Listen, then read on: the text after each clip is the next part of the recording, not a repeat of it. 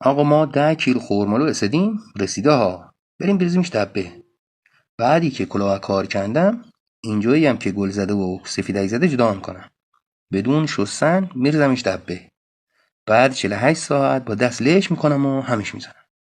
وقتی ایتو شد، موقع اضافه کردن یه لیوان میکس آب پرتقال و لیموه.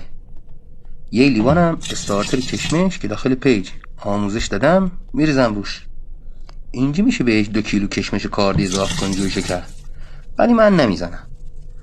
حالا میذارمش یه پسمنوی، دمارم میبرم رو 30 درجه، قفل هوا رو هم نصب میکنم تا 15 رو روزی یه بار بشکور تکون میدم.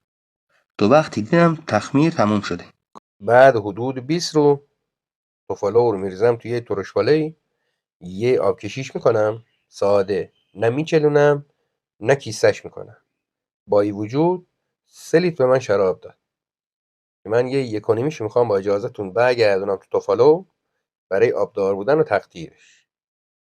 یه 1.5 هم میذاریم برای تستمون، قسممون راست باشه که شراب خرمالو هم خوردیم.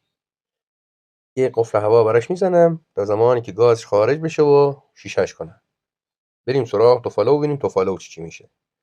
توفالو هم میریزیم تو دیگ، زیرش روشن میکنی و آبدار فقط باشه ها. بگو هرله 2.5 تا 3 لیتر عرق خرمالو، این هم درصدش دوست بداری. این هم زمانی که گاز تموم بشه رسوباش رو تنشین میشه و موقع شیشه کردن شه. شیشهش کردم، سرش یه بوچی میزنم و میذارش برای 3 ماه دیگه. این هم برای اونایی که گفتن این چیزی هم میده، ها چیشو میده.